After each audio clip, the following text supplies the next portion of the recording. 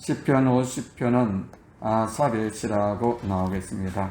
이 아삽은 이 다윗 왕 때에 그 다윗 왕이 그의 평생 소원이었고 꿈이었던 하나님의 법궤가 사울 왕 때 빼앗겼습니다. 방치되어 있는 그 법궤를 메고 오게 되는 거죠. 그때 다윗은 이 법궤를 메고 와서 늘 하나님의 궁전에서 예배를 드리고 찬양을 드리며 경배를 드릴 때에 지금 찬양대를 조직하는 거예요. 그때 아삽은 찬양 지휘자였다, 대장이었다. 그리고 많은 시편 가운데 이 아삽의 시가 나옵니다. 아삽은 한 다윗처럼 마음이 뜨거운 사람이었습니다. 어떻게 하면 찬양으로 하나님 앞에 영광을 돌리고, 어떻게 우리가 신앙생활하고 어떻게 예배를 드려야 복이 되는가. 아삽은 빼앗겼던 법궤에 찾아올 때의 그 감격, 법궤를 잃어버렸을 때에 얼마나 고통스러운 그 모습을 보았을 것입니다. 그래서 아삽의 시라고 나옵니다. 이 시편 50편을 읽어보면 우리가 예배를 어떻게 드려야 되는가, 그것이 나오고 있어요. 그래서 오늘의 말씀 제목은 아삽의 감사의 마중물이라고 정했습니다. 이 감사의 마중물. 마중물이란 이 의미는요, 이런 의미가 있어요. 펌프가 있어요. 이 펌프는 이렇게 막 푹푹 하면 굴럭굴럭해가지고 틀면 이제 물이 콸콸콸 나오거든요. 근데 펌프에 질을 하려면 한 사람이 쓰고 나면 그 다음 사람이 쓰려면 마중물이라는, 물을 한 바게스 한 국자라 그러나요? 그 통에 부어야 돼. 네, 그동안에 가스가 딱 빠지니까 그 물을 탁 채우면은 한 번, 두 번, 세 번 쿡쿡 하면 밑에 있는 땅 속에 그 물이 고인 물이 쫙 올라오는 거야. 그걸 마중물이라 그래요. 요즘에는 뭐 마중 나간다는 말은 안 쓰죠. 어린 시절에 지역에서 다른 데서 손님이 와요. 친척이 와요. 그럼 오늘 손님 온다는 거예요. 그냥 손님이 오게 되면은 뭐 요즘에 차들이 뭐 내비게이션에 다 달렸기 때문에 몇 번지만 탁 치면 그 집 앞에 딱 오는데, 옛날에는 내비게이션이었잖아요. 그러니까 동네 입구에 오면은 사람들한테 물어 들어오는 거야. 거기에 심규찬 씨 집이 어딥니까 하면서 묻잖아요. 그러니까 동네 입구에 그 집에서 손님 온다면은 마중을 나가요. 마중 나가라 그러잖아요. 그래서 그 손님을 맞이하기 위해서 중간에 만나서 바로 집으로 데려오기 위해서 마중을 나간다, 이 말이에요. 귀한 손님이 오니까 마중을 보내요. 이 감사의 이 마중물이라는 것은 그 하나님의 이 감사할 거리가 앞으로 엄청나게 우리에게 준비를 해놨는데, 이 감사의 이 거리를 끌어당기기 위해서 한 바가지의 마중물을, 감사의 마중물을 부으면 계속 감사할 일이 생긴다, 이 말이에요. 아멘? 근데 불평의 마중물을 부으면 어떻게 될까요? 날마다 불평거리만 막 끌어올릴 거 있죠. 이 맥주 감사절 맞이하여 우리 인생에 남은 생애가 감사거리로 하나님이 준비해 놓으신 그 땅속에 묻혀있는 그 원천의 복들이 막 끌어올려지는 그런 의미에서 오늘 이 말씀을 정했습니다. 골로새서 3장 17절에 보시면, 또 무엇을 하든지 말에나 일에나 다 주 예수의 이름을 하고 그를 힘입어 하나님 아버지께 감사하라. 무엇을 하든지 말에나 일에나 다 주 예수의 이름을 하고 그를 힘입어, 예수의 힘을 입어 하나님 아버지께 감사하라. 하나님이 이루어 주실 그것을 두고 감사하라는 것입니다.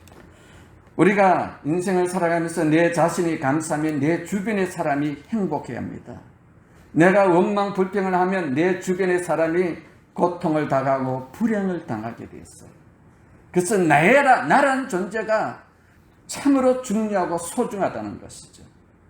우리가 신앙생활 하면서도 감사하게 되면 하나님이 더 놀라운, 내 주변의 사람이 하나님의 은혜 속에, 하나님의 축복 속에 살게 되겠지만, 우리가 신앙생활하면서 원망하고 불평을 하게 되면 나로 인하여 다른 사람까지 고통을 당한다는 것이 성경의 역사를 이루고 있습니다.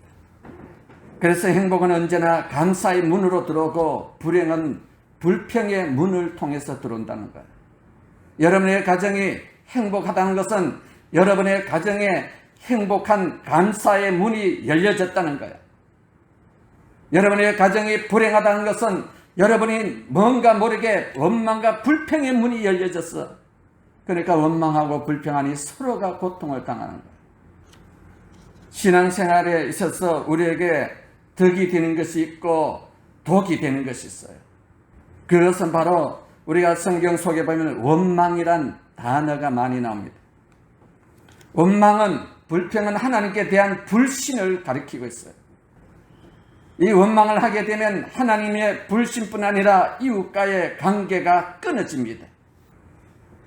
이웃과의 관계가 끊어질 뿐 아니라 가까운 사람과 관계가 끊어질 뿐 아니라 본인에게도 고통이 찾아온다는 것이에요. 야고보서 5장 9절에는 형제들아 서로 원망하지 말라. 그리하여야 심판을 면하리라.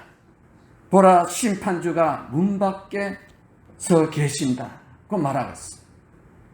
원망하고 불평할 때 심판주가 문을 열고 들어와서 우리의 남은 생애를 심판한다는 거예요. 원망한다 이 말은, 불평한다 이 말은 어떤 일의 결과를 못마땅히 여겨서 남을 탓하거나 불평하며 미워하는 것을 말하는 거예요. 자기에게는 잘못이 없다는 거예요.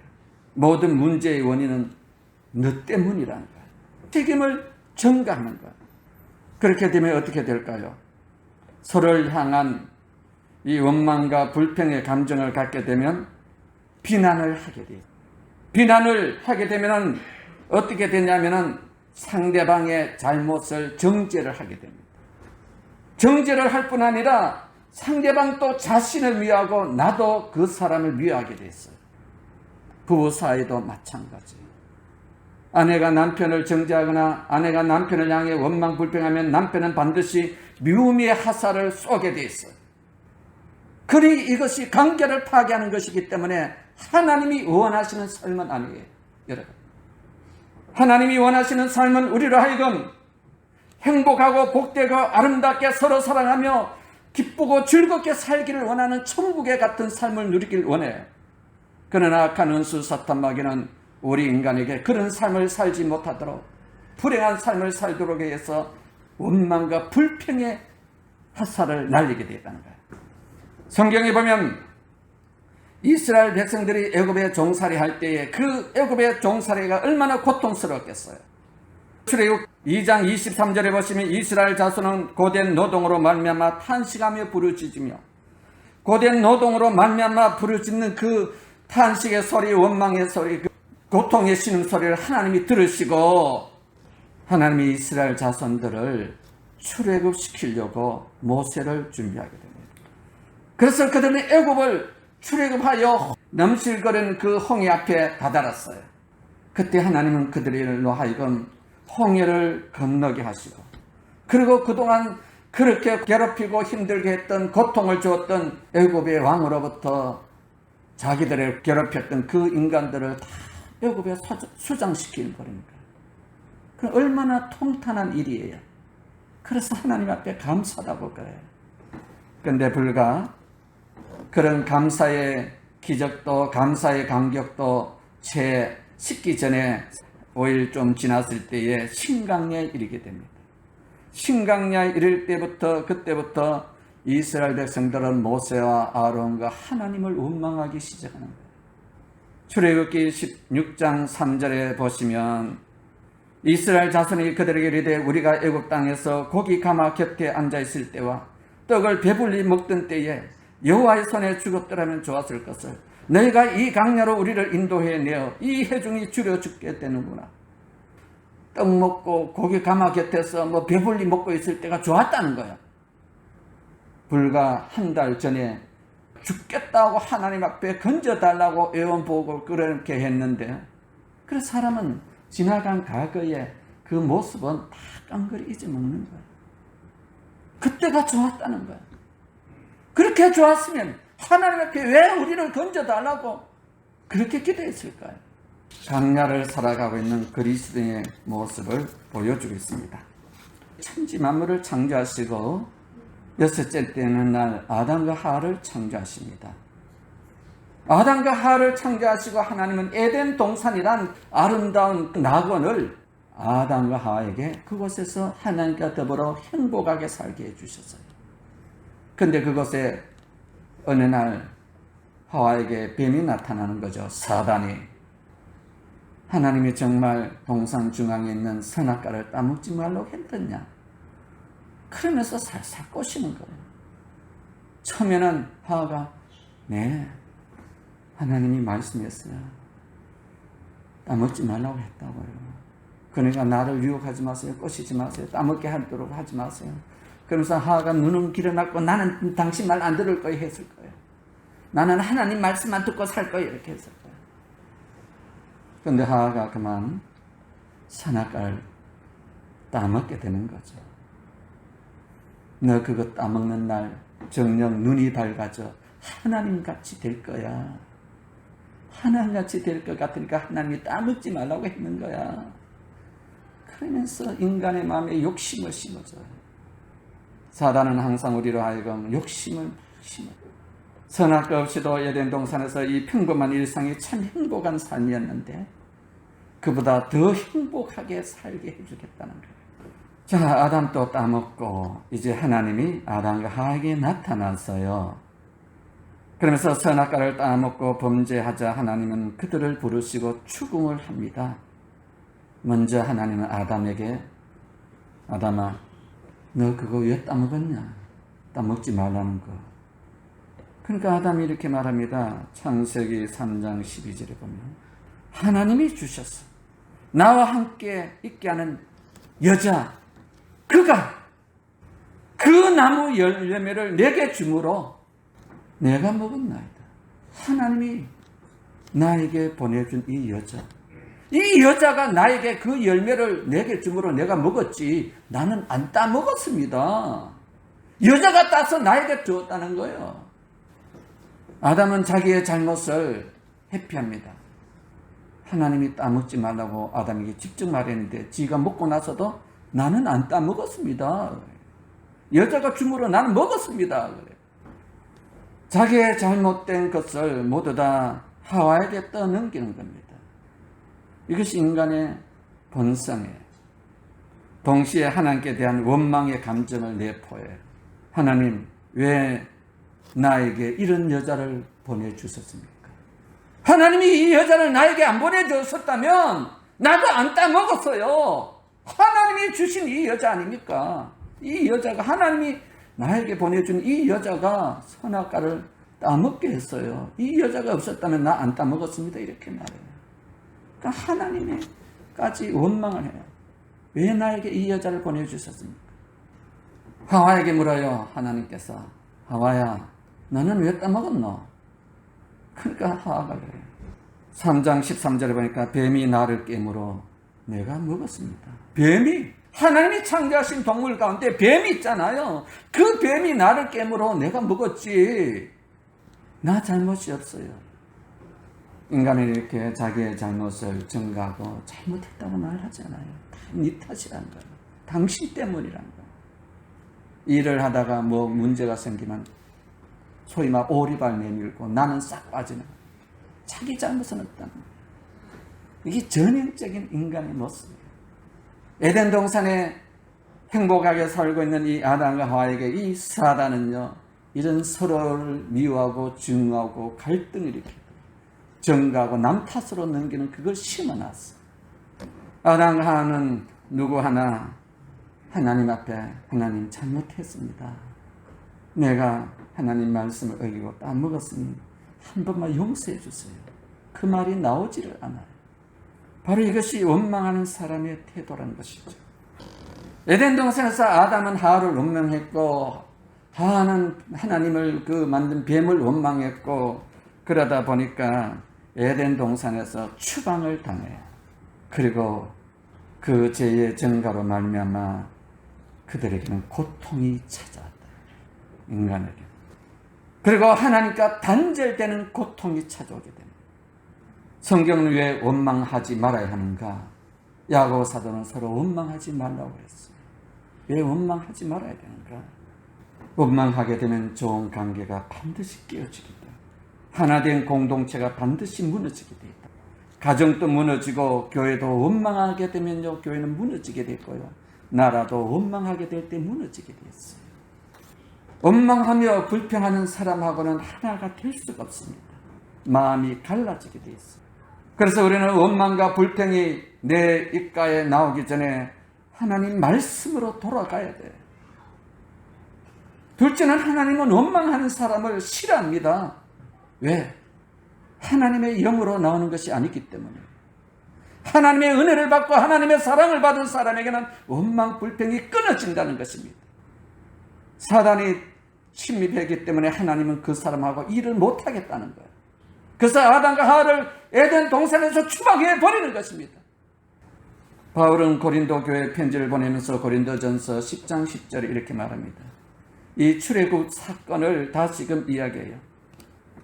고린도 교인들에게 이 원망과 불평의 사건을 만들어내지 못하도록 하나님이 상기를 시켜주는 내용입니다. 고린도전서 10장 10절에 그들 가운데 어떤 사람들이 원망하다가 멸망시키는 자에게 멸망하였나니 너희는 그들과 같이 원망하지 말라. 이스라엘 백성들이 원망 불평하다가 결국은 가나안 땅에 밟지 못하고 40년 동안에 가나안에 그 강야의 고통의 세월을 보내고 다 죽었다는 거예요. 그러므로 고린도 교인들이요, 그런 원망 불평하다가 그런 고통을 당하느니 그런 사람들을 본받아 원망하지 말라고 말하고 있어요. 마태복음 5장 23절에는 그러므로 예물을 제단에 들여다가 거기서 내 형제에게 원망 들을 만한 일이 생각나거든 예물을 제단 앞에 두고 가서 먼저 형제와 화목하고 그 후에 와서 나에게 예물을 드리라. 하나님께 예배를 드리라. 원망은 이렇게 하나님도 싫어한다. 그러므로 우리는 원망하고 불평하기보다는 작은 일에도 만족하고 감사하는 그런 신앙의 습관이 훈련이 되어야 된다는 것입니다. 그래서 맥주 감사절을 맞아요. 우리는 원망하는 불평하는 이것은 하나님이 주신 것이 아니기 때문에 우리는 예수 이름으로 잘라버리고 감사의 마중물을 내 영혼 깊은 곳에 부어 내 심령 속에 하나님이 부어주시는 그 신령한 은혜의 축복에 그 행복한 그 역사가 끌어올려지기를 주의 이름으로 축원드립니다. 성경에 보면 믿음으로 감사하며 살았던 생애 속에 기적 같은 하나님의 축복의 역사를 본 인물들이 많이 나옵니다. 첫 번째로 욥이라는 인물입니다. 욥기서 1장 22절에 보니까 욥은 그 당시에 동방의 큰 부자였어요. 하루아침에 그 기업이 망해쁩니다. 그리고 그 사랑하는 자녀들이 다 죽어요. 그리고 그 건강했던 몸에 자기 몸에 악창이 나서 견딜 수 없는 죽음의 그 문턱까지 갑니다. 그 모습을 보고 아내가 하나님을 욕하고 죽어라. 그러면서 아내가 떠나갑니다. 계속해서 봤자 남편 뒤치달거리나 하니 떨어질 것도 없으니 그양일찌감치 결별선언하고 가버린 거예요. 그때 욥의 고백이 이렇게 나옵니다. 그는 하나님을 원망하지 아니하였다. 이야, 이것이 하나님이 욥을 향한 그 뜨거운 그 고백의 말씀을 듣는 거예요. 그 원망할 수 있는 환경임에도 불구하고 욥이 원망하지 않았다는 거예요. 욥은 고난의 터널을 너끈히 지나고 난 이후에 그의 인생에 이전보다도 갑절의 복을 받았다는 겁니다. 그리고 욥은 140세까지 몸이 아프지 않고 건강하게 살다가 하나님의 부름을 받았다고 나오고 있어요. 두 번째 보면 요나가 나옵니다. 요나서 2장 9절과 10절에 보면 요나가 큰 물고기 뱃속에서 들어가는 거예요. 얼마나 고통스러운 순간이겠습니까? 얼마나 답답하고 괴로운 순간입니까? 자기 꿈대로 이루어지지 않는 그런 절벽 같은 그런 순간을 맞이해요. 그때 요나가 하나님께 기도해요. 나는 감사하는 목소리로. 요나가 그 고통 가운데, 괴로움 가운데, 흑암 가운데서 요나가 그 기도 소리에 나는 감사의 목소리로 주께 제사를 드리며 나의 소원을 주께 갚겠나이다. 구원은 여호와께 속하였나이다 하니라. 그러고 난 이후에 여호와께서 그 물고기에 말씀하시며 요나를 육지의 토에 내었더라 이렇게 말합니다. 고통 가운데 있을 때 요나가 감사의 목소리로 하나님 앞에 기도했을 때에 하나님은 요나의 그 고통에서 끊어지게 해 주셨다는 것입니다. 시편 37편 7절과 8절에 보니까 다윗의 그 감사의 시가 나옵니다. 다윗은 사울로부터 죽을 고생 당합니다. 정말로 인생에 이런 사람 안 만나야 되는데 사울을 잘못 만나 정말로 고생해요. 죽을 고생을 하는 거예요. 그러나 다윗은 이 죽을 고생을 당하면서도 이렇게 기록하고 있습니다. 여호와 앞에 잠잠하고 참고 기다리라. 자기 길에 행통하며 악한 꾀를 이루는 자 때문에 불평하지 말지어다. 분을 그치고 노를 버리며 불평하지 말라. 오히려 악을 만들 뿐이니라.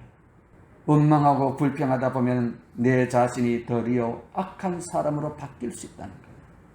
그 악한 자 때문에 내가 원망하고 불평하다 보니까 나도 모르게 그 악한 사람으로 바뀔 수 있으니 분을 그치고 노를 버리며 불평하지 말고 잠잠히 기다리라. 하나님은 다윗을 위대하게 높여주신 것입니다.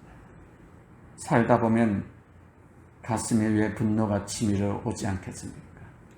살다 보면 정말 저런 인간 내가 만나서 얼마나 고통을 당하는지 왜 이빨이 부러지도록 물고 싶지 않겠습니까? 그러나 참는 거예요. 왜? 그 악한 자처럼 바뀔까 봐. 우리는 예수 그리스도로 말미암아 구원을 받았고 하나님의 자녀가 되었고 천국의 복을 받는 상속자가 되었습니다. 성령님이 나와 함께 하시고 예수 그리스도가 나와 함께 동행하시며 전능자의 손이 나와 함께 하신다면 믿는다면 우리는 참고 가다 보면 하나님이 그 모든 역사를 이루게 될 줄로 믿습니다. 좀 힘들어도 좀 억울해도 참고 기다리다 보면 하나님이 다 아셔요. 그걸 못 참아 서로 물고 찢고 화내고 분노하다 보면 누가 좋아하겠어요? 사단이 좋아하겠지. 그래, 내가 던진 떡밥에 떡 걸렸네. 사단이 쾌재를 부를 거예요. 우리의 신앙은 사단이 기뻐하는 삶을 사는 것이 아니라 하나님이 기뻐하는 삶을 살 때에 하나님의 놀라운 역사가 일어난다는 것입니다. 오늘 본문 10편 50편 14절과 15절에 보니까 아삽은 이렇게 말합니다. 감사로 하나님께 제사를 드리며 지존하신 이에게 내 소원을 갚으며 환난 날에 나를 부르라. 내가 너를 건지리니 너가 나를 영화롭게 하리라. 시편 50편 23절에는 감사로 제사를 드리는 자가 나를 영화롭게 하나니 그 행위를 옳게 하는 자에게 내가 하나님의 구원을 보여주리라. 예배는 감사입니다. 날 위하여 십자가에 못 박혀 달려 돌아가신 그 주님의 사랑에 감사하며 허물 많고 부족하고 죄 많은 나에게도 성령께서 오늘 또 나와 함께 하심에 감사하며 날 위하여 천국을 예비하시며 오늘 또 나와 함께 하신 그 주님의 그 사랑 속에 우리가 감사로 나가는 거예요. 시간이 가지만 하나 더 하고 마치겠습니다. 우리 김용 선생님, 그 솔면에 그 예수님 얼굴을 한번 띄워주세요. 미국 시카고에 그 솔면이란 하가가 결혼을 했어요. 하가가 결혼을 했어요. 1892년도에 살았던 사람인데, 근데 결혼을 하고 얼마 되지 않아서 몸이 시들시들 아파서 병원에 가보니까 의사가 말하기를 당신은 임파선 결핵이라고 선고를 내립니다. 그리고 의사는 당신은 3개월밖에 더 이상 살 수가 없습니다. 그리고 부인은 유명한 가수였고 그리고 임신을 한 상태예요. 최신혼의 꿈도 이루기 전에 자기 남편이 임파선 결핵으로 이제 3개월밖에 못 산다 하니 이 여인에게는 충격이었죠. 남편이 자기 아내에게 미안할 뿐 아니라 앞으로 태어날 아기에게까지 더 미안한 거예요. 이 결핵이 전염되지 않았나. 근데 이 괴로워하고 있는 이 솔면에게, 남편에게 이 아내가 어느 날 밤 다가갑니다. 여보, 3개월밖에 못 산다고 생각하지 말고 하나님께서 3개월을 허락해 주셨다고 생각하며 감사하며 삽시다. 3개월밖에 못 산다고 생각지 말고 하나님이 3개월이란 시간을 우리에게 주셨으니 이 3개월을 감사하며 삽시다. 그리고 아무에게도 원망하지 말고 삽시다. 왜 이 병이 나에게 왔냐고 누구에게도 원망하지 맙시다. 그리고 3개월이면 얼마나 긴 시간입니까? 여보, 우리 3개월이 너무너무 우리에게는 긴 시간이에요. 천금같이 아름답게 살아갑시다. 그렇지 않겠습니까? 당신과 나 사이에 이제 결혼 생활이 3개월이면 끝나니까 이 3개월을 천금같이 감사하면서 행복하게 삽시다. 이렇게 아내가 3개월밖에 못 산다는 이 솔면에 난 남편에게 위로를 하고 격려를 하면서 우리 감사하며 삽시다. 3개월을 천국같이 삽시다. 솔면은 이 하가였기 때문에 이 마지막 3개월을 정말로 자기 인생에 감사하는 마음으로, 사랑하는 마음으로 그림을 그리기 시작했어요. 이 그림이 바로 솔면의 그림이에요. 죽음을 앞두고 3개월 동안에 그렸던 예수님의 상이에요. 이 예수님의 얼굴을 그리면서, 예수님을 바라보면서, 예수님을 생각하며 예수님의 사랑을 이 3개월 동안의 아내가 가정을 위해서 멋지게 그림을 그리며 그의 인생을 마치려고 열심히 그랬던 것입니다. 이 그림이 그리고 난 이후에 이 그림이 불티나게 팔리기 시작합니다. 그 당시에 1940년대에 세계적으로 500만 장이란 이 상이 복사가 되어서 나갔다는 거예요. 더 놀라운 것은 3개월이 지났는데도 남편이 죽지를 않았다는 거예요. 그리고 몇 살까지 살았냐면 75살까지 건강하게 살다가 행복하게 살다가 마쳤다는 것이에요. 그를 주치했던 주치의사가 이렇게 말합니다. 감사가 최고의 해독제였으며 당신에게 최고의 치료약이었습니다. 우리는 여기서 인생이 얼마나 살 것인가 중요한 것이 아니라 어떻게 인생을 사느냐가 중요하다는 것을 배우게 됩니다. 우리가 인생을 살 때 얼마나 오래 살 것이 중요한 것이 아니라 우리가 하루를 살아도 어떻게 사느냐가 더 중요하다는 거예요.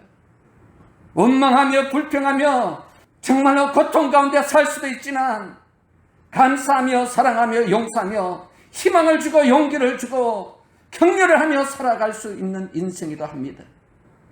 우리의 생각이 터닝 포인트가 되면 우리의 남은 생에는 천국 같은 삶이 될 것이고, 우리의 생각을 원망과 불평의 마중물을 부으면 계속 끊임없이 원망과 불평하며 살다 인생은 불행의 종착역으로 달려갈 것입니다. 우리는 잠시 왔다 가는 인생입니다. 오래 살 것 같지는 않아요. 잠깐이면 우리 인생이 끝나게 되어 있습니다. 찬송가에도 있잖아요. 며칠 후 우리도 요단강을 건너가게 되어 있어요. 며칠 후라는 거예요. 며칠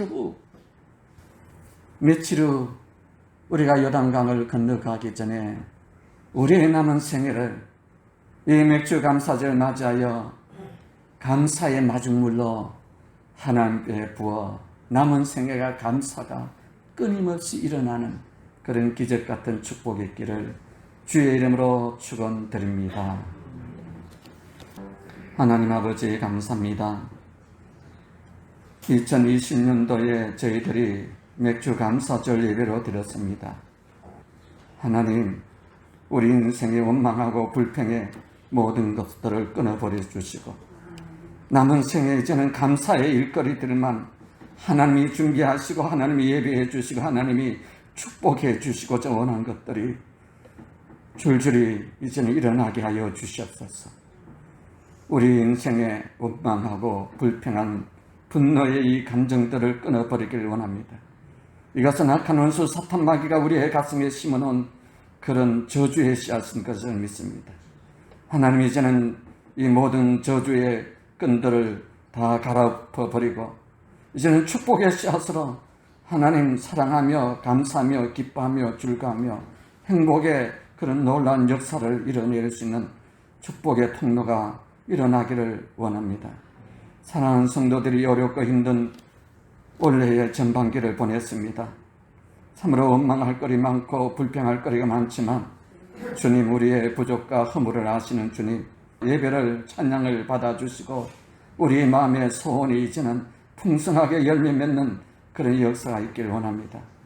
하나님 아버지, 사랑하는 성도들의 가정의 아픔이 사라지고 질병이 사라지고 고통이 사라지고 아버지 하나님 원망의 소리가 사라지고 아버지 하나님 우리가 조그만 것에도 감사하고 조그만 것에도 기뻐하고 조그만 것에도 즐거워할 수 있는 그런 아름다운 마음의 소유자가 되길 원합니다.